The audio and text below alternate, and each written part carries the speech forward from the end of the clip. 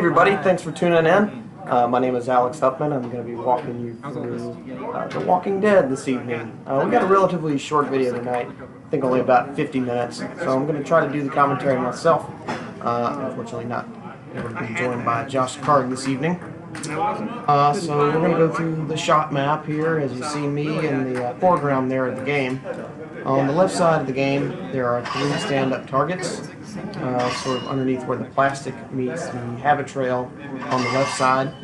You knock those 3 targets down, that will light your major shots for modes, and each mode will either light the same shot or share various shots around the playfield for you to complete. And this is a game that relies heavily on mode points, and you really want to be careful with your stacking in this game, and that is bringing your mode into multiple. Just to the left of the left ramp there, that's the barn shot. It's an orbit, goes all the way around the pop bumpers. And then you have your left ramp, and just to the right of that shot, next to and sort of squeezed in between the prison, or that building looking thing in the middle of the playfield in the top, is the riot shot. It's a very tough shot. That's a mode you definitely want to have multiple when you bring that in. To the right of that, in the middle of the playfield at the top, is the prison. You qualify the prison by, I believe, doing it 3 times, and then there's a subsequent number of shots you have to hit the prison, and you get prison multi-ball. You'll see a lot of players try to bring that in with their modes as we go through play this evening. Up first we have Johnny Waite, who is at the helm right now. And you just saw him hit the little goblin-looking monster right there. That is the Well Walker. If you smash the Well Walker enough, you'll also get a multi-ball from that. Just to the right of that, there's another shot through the pop bumpers. It's an orbit. And then your right ramp, and then there's another tight shot just to the right of that actually pushes the ball back into the shooter lane. So Johnny had a quick ball there on ball 1. And he's not going to be too happy, but this is actually the first ball that he had played all season. This is the first of 8 weeks in our Magic City Pinball League season. So you can see me. I just qualified the prison mode, and that was pretty much it for my first ball. You'll see a lot of outlane drains on this game. This Walking Dead is particularly set up to be brutal in the outlanes. I want to give a shout out to Josh Gard for that one. He really keeps these games clean over at Bumpin' Nets and Galleria in Hoover. So you see right now Brendan Turner. Brendan Turner is one of the developers of Pendigo, which you see on your screen there, which is a fantastic score tracking app. We'll have a link to the website in the description. If you're a pinball player, it's a must-have for your smartphone.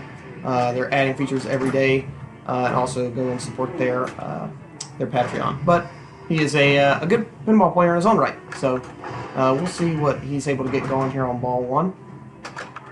Yep, that's pretty rough there. You're going to see that a few times, maybe not this evening, but if you catch it just right, there's really nothing you can do about the ball dribbling right to just off the ramp to the right of the Well Walker. So you're going to see that dream occasionally. It's just one of those things about the design. And Johnny gets a ball save here. So again, not too pleased with that, but you know, you have to get the kinks out this early in the year. So let's see if he has something for us on ball 3. So here I am stepping up.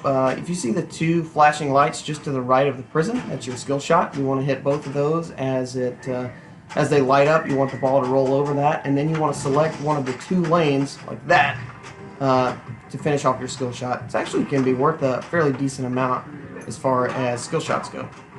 So I'm going to use my ball save there, and we'll see what I can do. Yep. This game has a fairly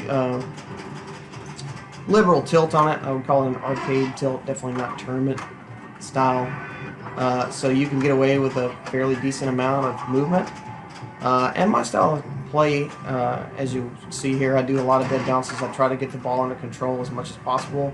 In fact, you could say a lot of times I try to do that a little bit too much, and it gets me into trouble, especially on older Bally games where I'm trying to control the ball too much.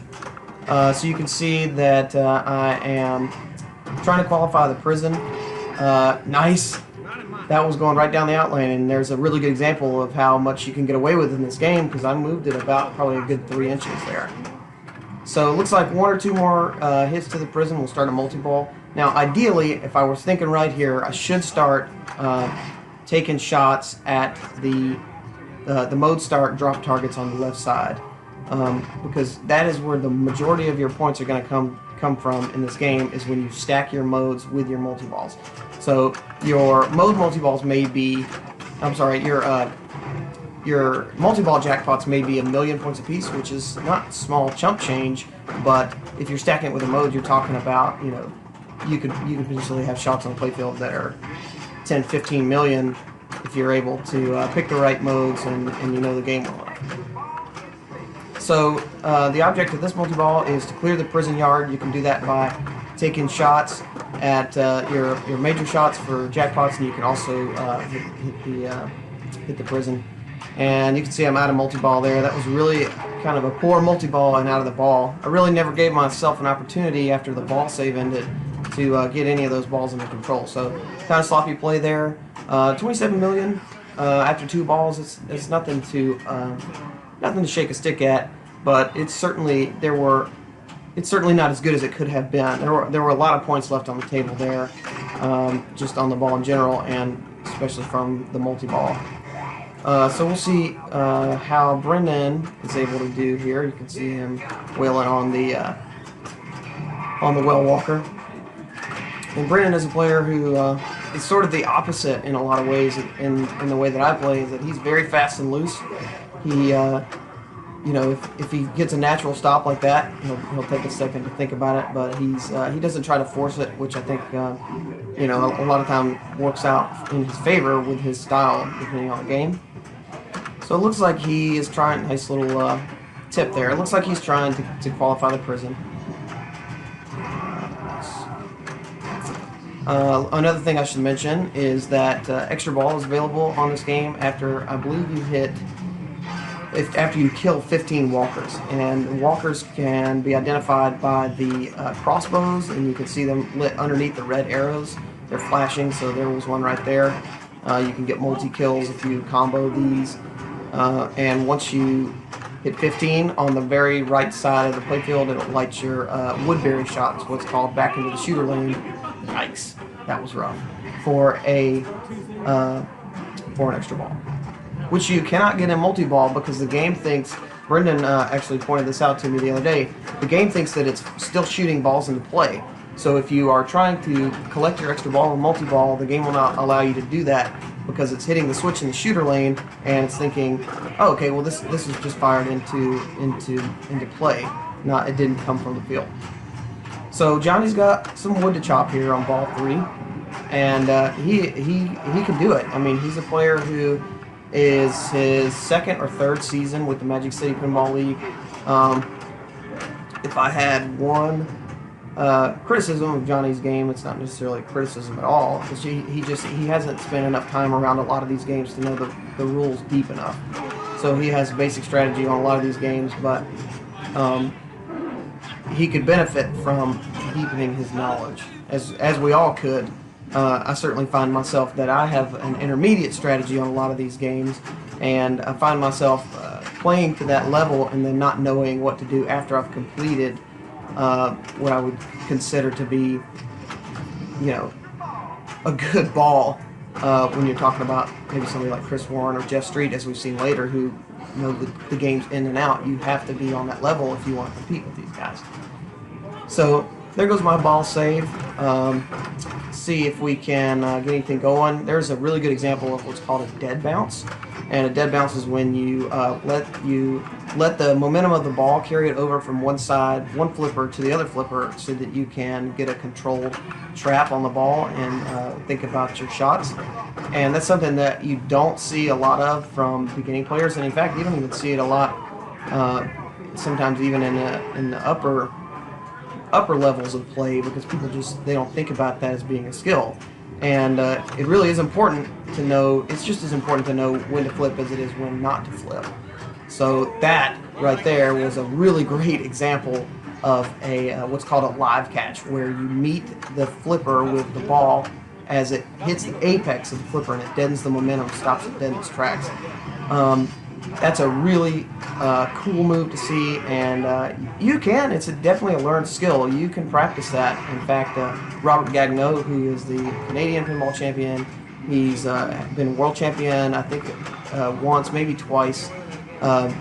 He tells stories of when he used to remove the glass from the game and drop the ball from the top of the playfield, let it roll down, and practice his live catches and his drop catches.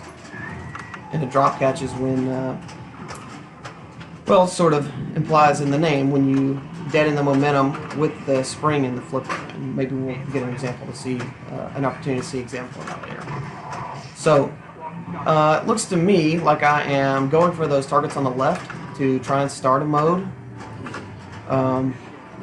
Once you get your modes going in this game, that's really where the points are. So again, there's a walker kill. I've already collected my extra ball, which unfortunately we're not going to be able to see. The camera freezes up on us at some point during this game, and I had to turn off the autofocus too, so that's why it's a little blurry, but later on in the video we won't have those issues. There's another dead bounce right there off of the well walker. And we're out. So I think right about now is when the camera freezes up. And I'll say that after it was all said and done, after I played my extra ball, I think I ended with 45 million, which is, it's not bad. It's not great. But it was good enough to get me the win in this instance. Okay, so we're going to move on to the second group. Looks like it's going to be Anthony Dixon and Frank Williamson and Michael Maniscalco.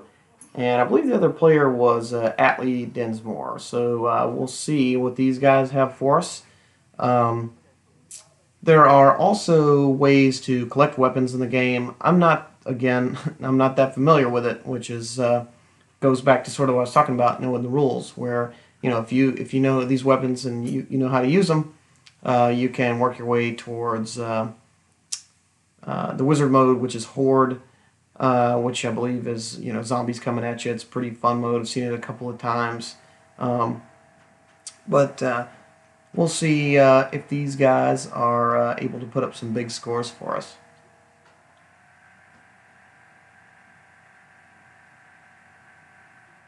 So Anthony Dixon looks like is going to be the first player.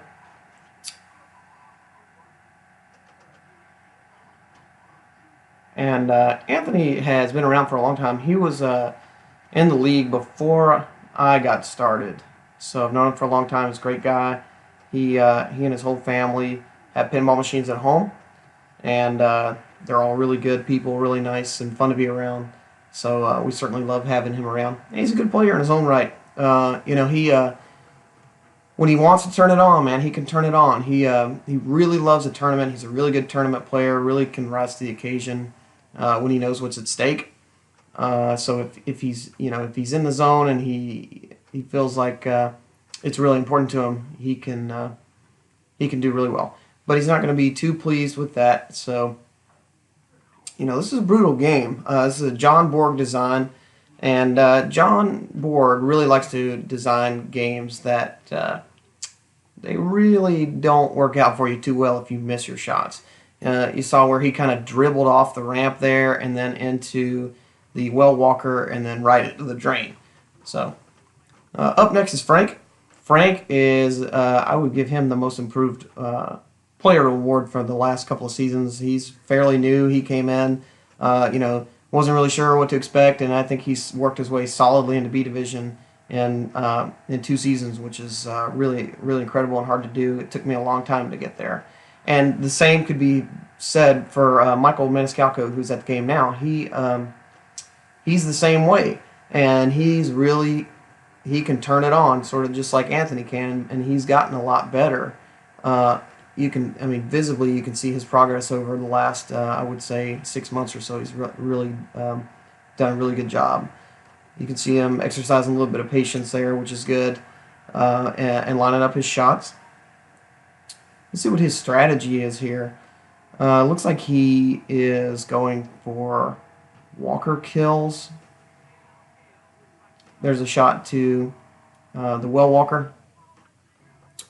He's shooting that barn shot over and over again. I'm not sure really what the idea of that is. I don't know. I don't think he's in the mode. He's not in the mode. So you want to, if you have a ball on the right flipper like that, you want to take that opportunity to. Not happy about that, but you want to take that opportunity to whale away on those drop targets on the left. Now they're dangerous shots, but it's a risk reward, which Lyman Sheets did a really fantastic job of coding this game. That's classic pinball. You want it to be a battle. You want it to be, sure, you could take your jackpot now, or you could stack it with a mode and quadruple, or even potentially, 8 times jackpots that they otherwise would have been without your mode started. So these are the types of things that makes the players think about, which is really a testament to the rules and the coding of the game. Up next is Atlee Dinsmore. I believe Atlee is another one of those guys who, this is a really interesting group here, because 3 of these guys really have just sort of come in their own. That was a really good idea to dead bounce there. I like to see that from people who haven't been playing that long. And it didn't work out too well for him. He got that side-to-side motion, and like I mentioned earlier, got the outlane drain, which we're going to see a lot of. It's just the way that this game is.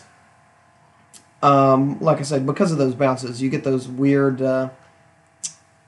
releases if you miss your shots. That throws it right into the pop bumpers or out of the outlane. See, there was an example where Anthony did not take the opportunity to dead bounce, and it cost him. It cost him the control of the ball, and it cost him ultimately the ball itself. So after 2 balls, he really doesn't have much going for him, but that doesn't mean a whole lot. Again, he's been around for a while. He's been in the game. If he decided to turn it on ball 3, he certainly could do that and come back and get the win. But we'll see what Frank Williamson here is able to do, if he's able to put up something for him to go after.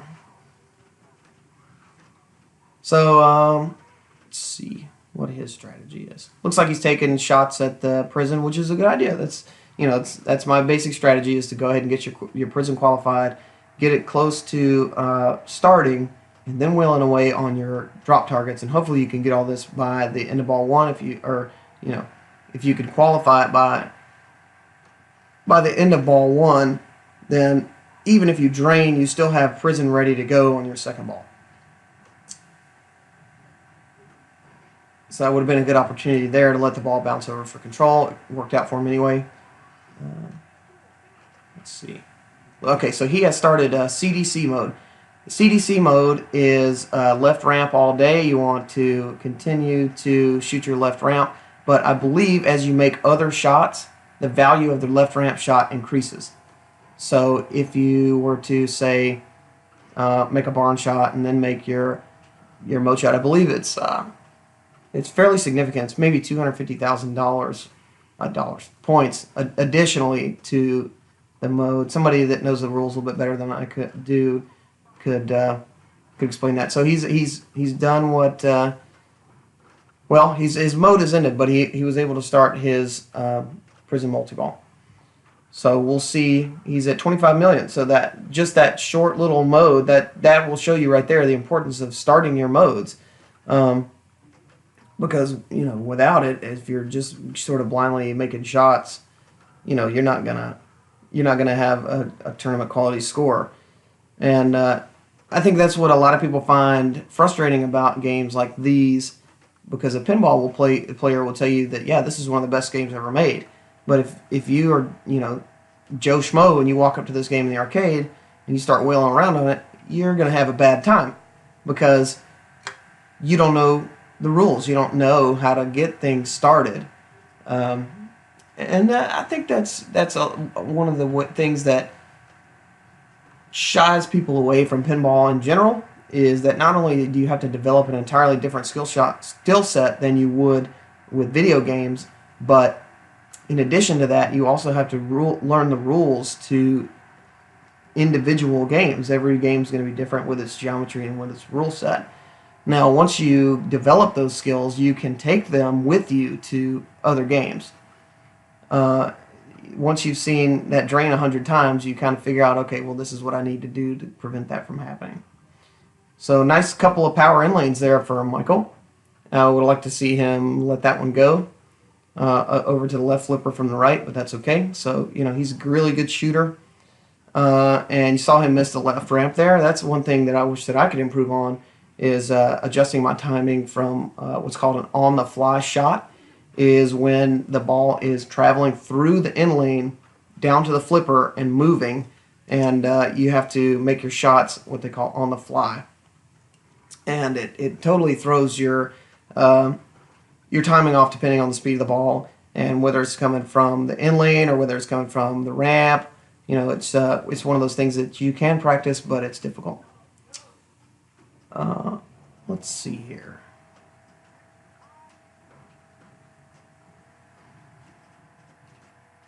Yep, see there's that dribble off the well walker, and in between the well walker and the ramp. You really have to be careful on this game. And sometimes there's nothing you can do about it. It's just one of those things. And if you're gonna be frustrated if you don't know what you're doing and that happens. But he was able to collect his extra ball, which is good because he's gonna need it. And let's see where the scores are at the moment.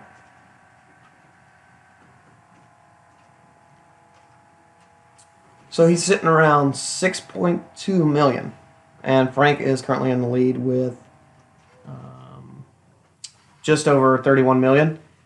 And I believe all these guys are in B division. This is a B division game, and you can see that there's a lot of skill. I mean, these guys, they know what they're doing. It's not like they showed up yesterday and decided, hey, we're going to play pinball. These guys are really good, and they're looking to improve all the time. That's I feel like he could have saved that ball, because we saw me move the game about 3 or 4 inches earlier, and you can't. I stress this a lot to people. You cannot take those dangers with you, and there's a reason that they give them to you, so that you can make those adjustments, and you can afford to be a lot more aggressive on ball 1. Because if you tilt, you still have 2 more balls to make up what you otherwise would have made a bonus, especially if you haven't been playing that long. You probably don't have much bonus. So that's one thing that I stress, is that, hey, move the game around. If it's too much, you'll know, and you'll be able to make adjustments on the subsequent balls. So here is Frank coming up. He's looking to pad his lead here.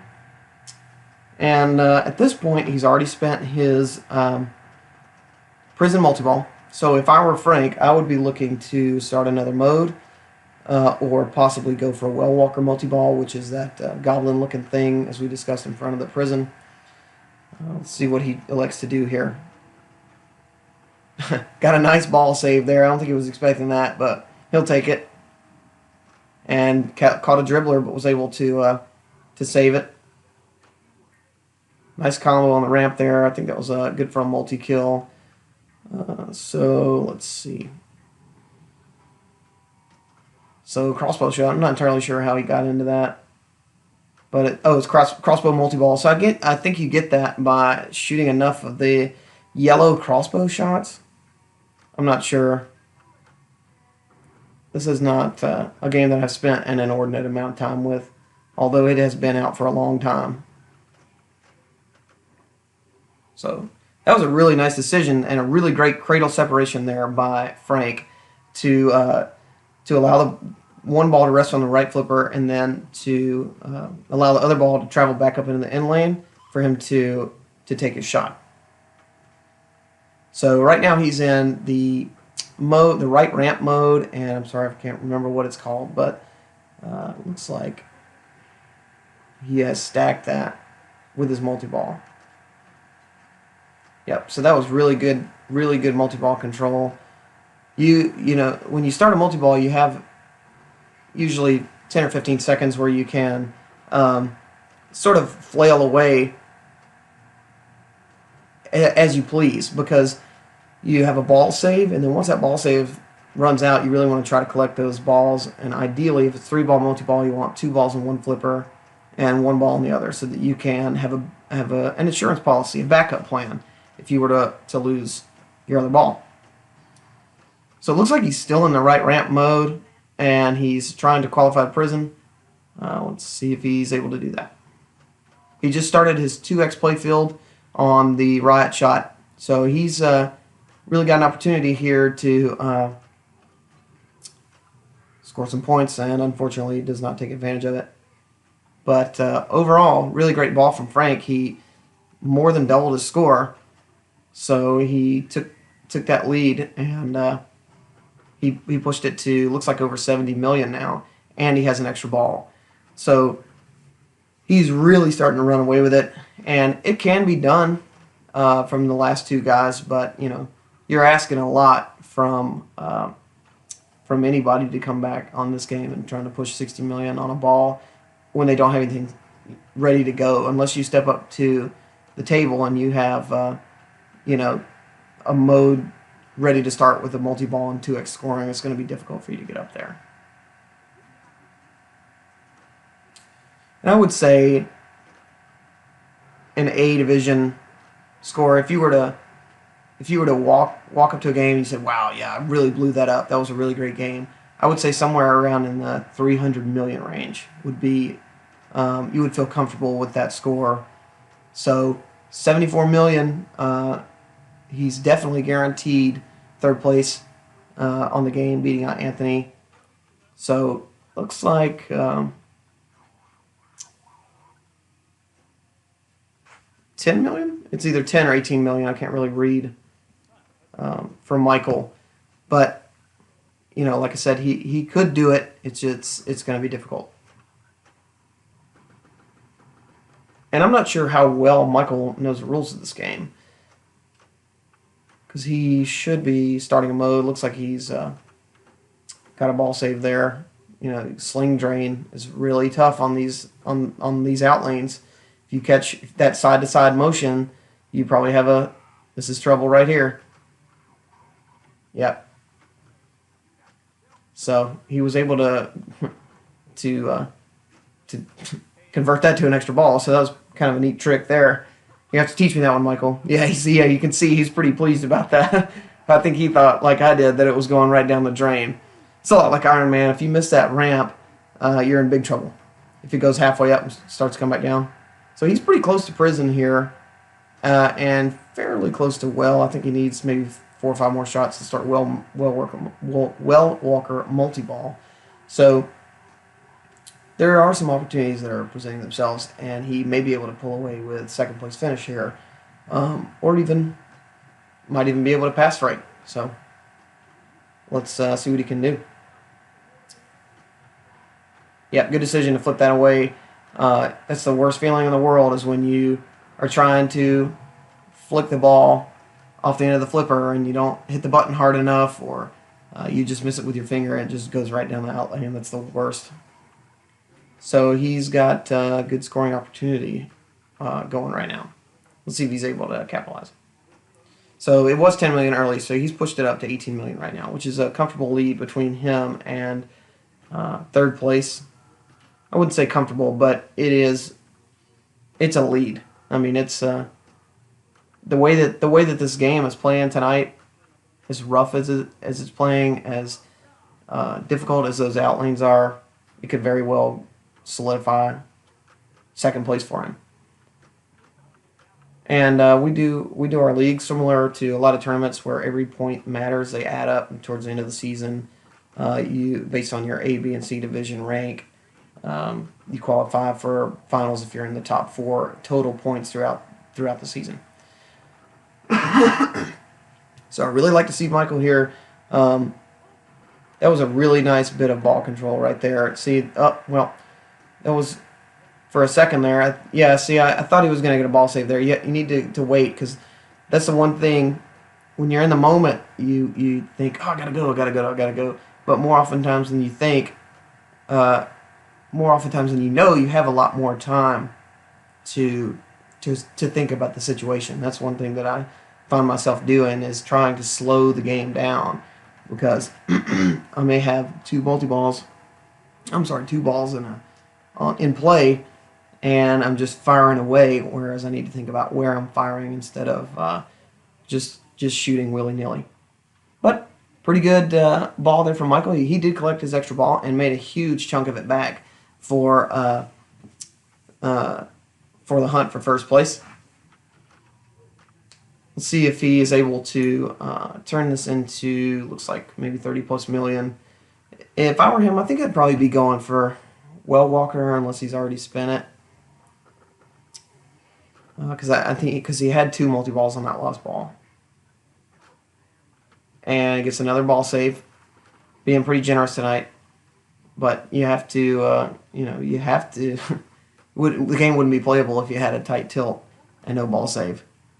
That would be, wouldn't be any fun for anybody. But, yeah. So you can see, he gave the game a good shake there and still gets his bonus. And these new Stern games have what's called a D-bounce, which is a timer in between hits on the tilt bob. So if you hit the side of the ring inside the pinball machine with the tilt bob, it'll trigger a hit. It will register, yes, this person's tilting, but then the computer will kick on and say, okay, well, let's wait a half a second or so and see if it's still going. So you can get away with a lot more on these newer Sterns than you could back in the early 70s or even into the 80s where you tilt, that's it. And the bonuses are worth a lot less on these newer games. It's more of an afterthought than it is a strategy like it would be with some 70s Bally's. You definitely don't want to tilt those. So he's started his prison multi-ball. Didn't bring a mode in with it. But let's see. He may be able to pass Anthony here if he hasn't already for third place. So he looks like he's at around 23 million right now, which is past Anthony, I believe. So it looks like we're going to get Frank to finish first. Michael in second, and then Anthony in last.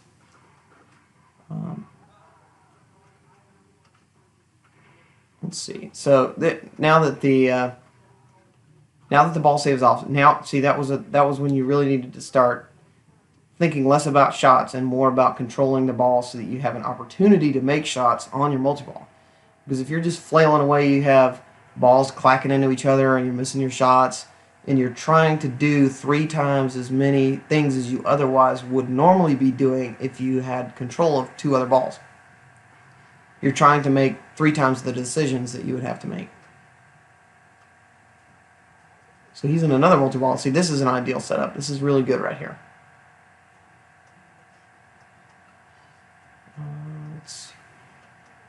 He's at 36 million. So he's gotten a good chunk of it back, and is out of multi-ball there. So now he's sort of in a place where looks like he just started CDC mode. So he needs to wail away. He almost got a Lazarus ball banking off the apron and back into play, but just hit the tip of the flipper and didn't give it to him. So still a good game. Really good game by all 3 of those guys.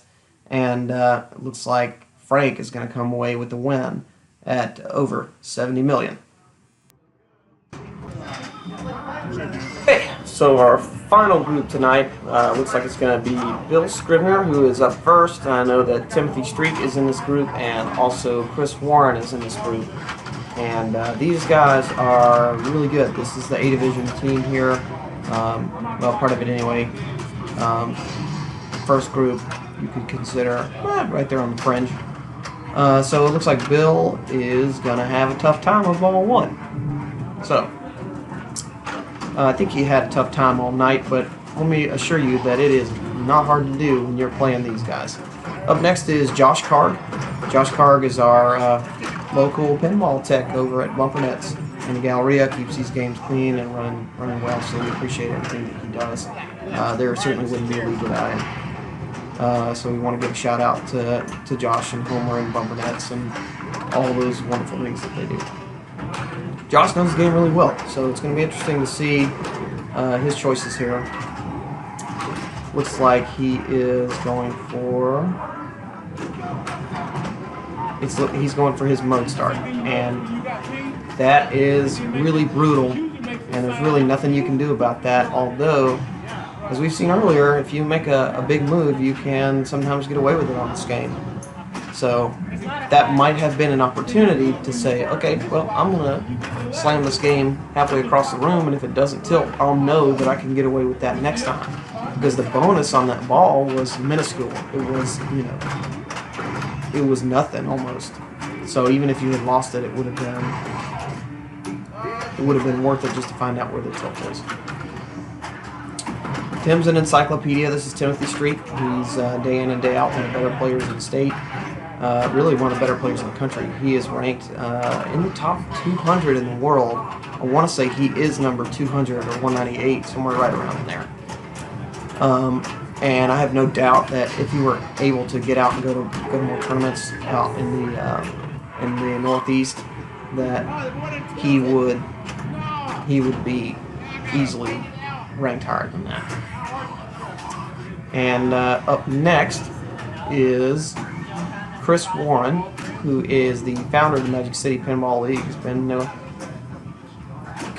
he's been playing for since 2009 is when he started the league. Seen it grow. We've got about, I would say, on average, 25 players per season. And then we also have larger tournaments every year. We have one coming up on January 27th, 1 week after the state championship finals at Southern Coin-Op and Amusement in Pelham. So we're all really looking forward to that. It's going to be a big tournament. We're expecting probably close to 50 or more players. And that'll be an all-day ordeal. It'll be a really good time. Hosted by Mike Gray. Great guy. Chris and I share a similar style of play. We like, you just saw that close pass. I really like that. That move. The difference is that he knows the games inside and out, whereas I don't. But he likes a very controlled game. Sort of opposite of Tim, who we just saw play. Tim likes a hard and fast and loose game. Chris likes his drop catches. He likes his skill moves, his post passes. He likes drop catches, all that kind of stuff. So you'll see him stop the ball a lot and think about what he's going to do. That was a nice little flip on the tip of the flipper right there. You move it just enough to push the momentum of the ball upward instead of outward towards the middle, and you can save that ball. So that was a brilliant move right there. Really advanced skill coming from Chris. And he's another one of those guys who, you know, he's in the state championship every year. In fact, I think he won it 3 years in a row since they've been doing it. And then I think I got it. I won it last year, so I think are the only ones who have won it since they started giving out the trophy, which is pretty cool. But he won the first 3, which, I mean, that should tell you something right there about how skilled he is. And yeah, you could tell he was frustrated with that ball before it drained. He was going for his right ramp, which is a really tough shot. Just couldn't get it to go, and unfortunately for him, that's the way things go sometimes. It is not the way you want them to go. Bill Scrivener is another good player. He has the waviest locks of anybody in the group, and we love him. He's a great guy, highly caffeinated, very energetic, and he definitely brings a lot of fun to everything that we do. And not pleased. He's not pleased. But this is not a game that really suits his skill set. He really plays older 70s games really well. He does well in older style valleys and that kind of thing. Paragon, I think, is one of his favorite games. So maybe one of these days we'll get a recording of him and we'll show him at his best. And I think he was just having a rough night too. So anyway, we'll see about doing that sometime in the near future.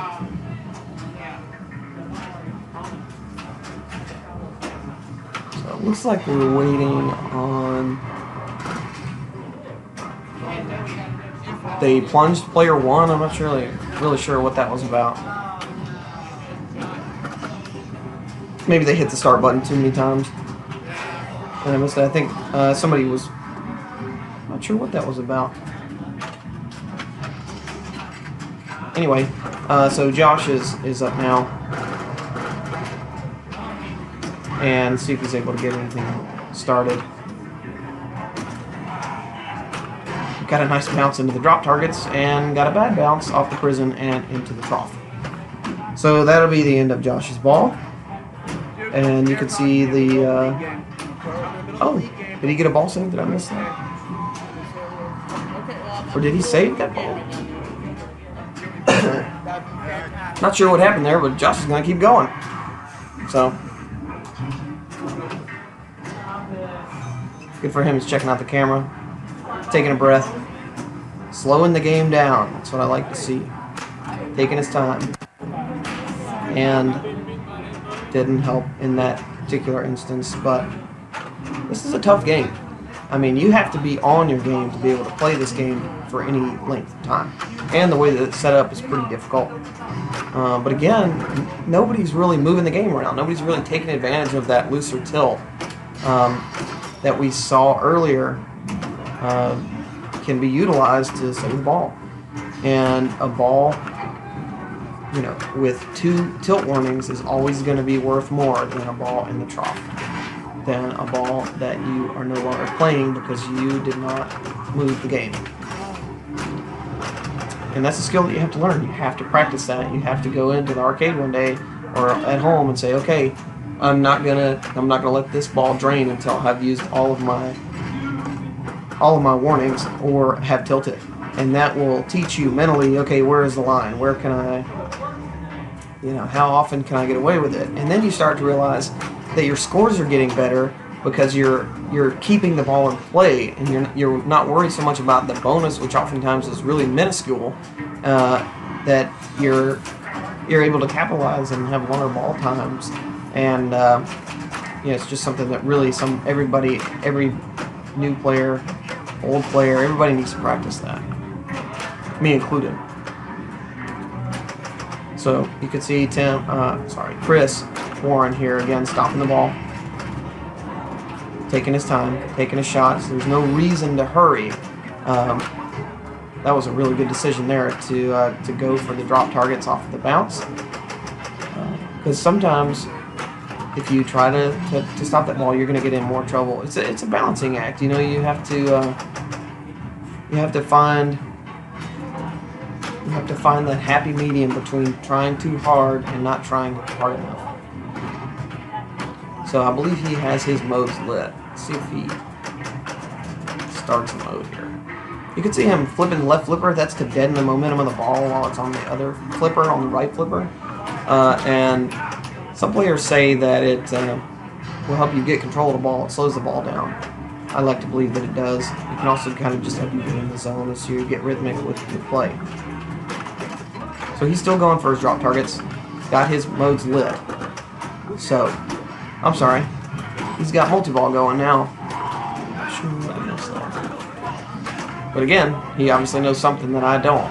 So this is a situation where, you know, in a game setting, he would be tearing it up right now, and I'd be sitting there wondering how he's doing it. And there are rule sheets available online that people have put together. It's just different. You know, you can read the rule sheet, but as soon as you, at least for me, as soon as you stop reading the rule sheet, it's all gone. It's all gone out the window. You can pick up a few tips here and there, but the only way to really get to know a game is to play it. And you have to play it enough to where you reach a certain score and you think, okay, how did I reach that score? You know, what are things that I can improve on? And then once you do it, you know how to get there. So you're able to repeat that. You know what it takes to get to that level. So it looks like, you know, he's ramping it up here. He's got about 50 million on ball 1, whereas you saw, you know, my entire score on the first game was somewhere around the neighborhood of 45 million. He just hit one shot for 15 million because he knows how to stack these modes together and create combinations with his shots that allow for points like that. So he had a ball out the left out lane, so he's out of his multi-ball, but you know, he got really good value out of that. And he's good enough to where, you know, he can bring that around for a second one. Looks like the Prism is qualified. I think he's probably going to go for his drop targets again. That's what it looks like to me. Really great out lane nudge there to push it back in the lane. 3 million points for the barn shot there, and then just a little flipper fumble. But you know what? I think he's going to be pretty pleased with that first ball, and he should be. That was a really great ball, and it certainly showcased. I'm sorry, that was second ball or third ball. Either way, that really showcased his skill set and his knowledge of the game. So here they are plunging player one again. I'm not really sure again what happened there.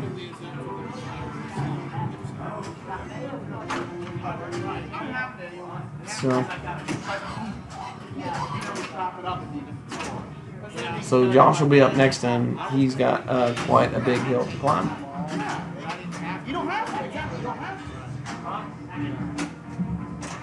Also, he is getting some flowy locks going on. Maybe he's taking a page out of Bill Scrivener's book from the hair.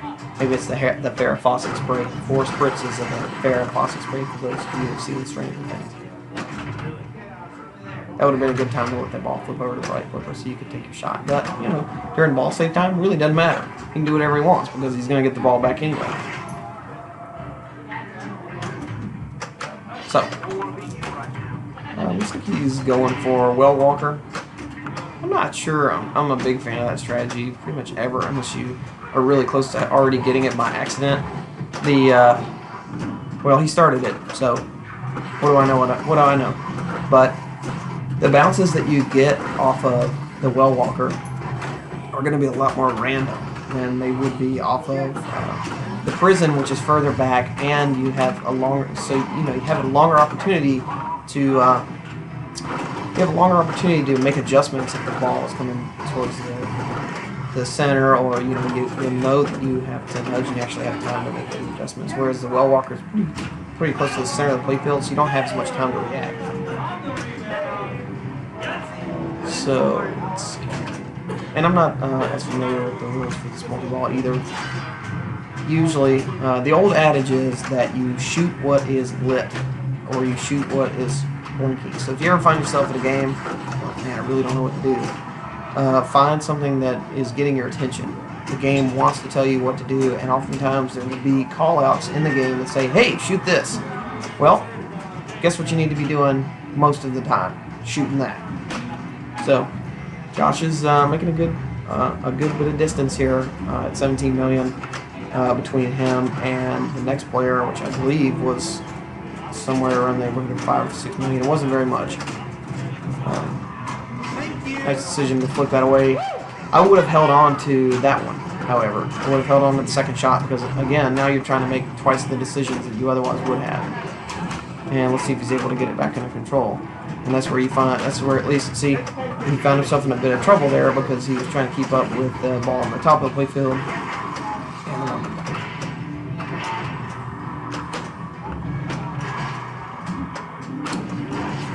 So he's well on the way to Prison, it looks like, trying to start Prison multi-ball. He's pretty close. And that's okay because he collected his extra ball earlier.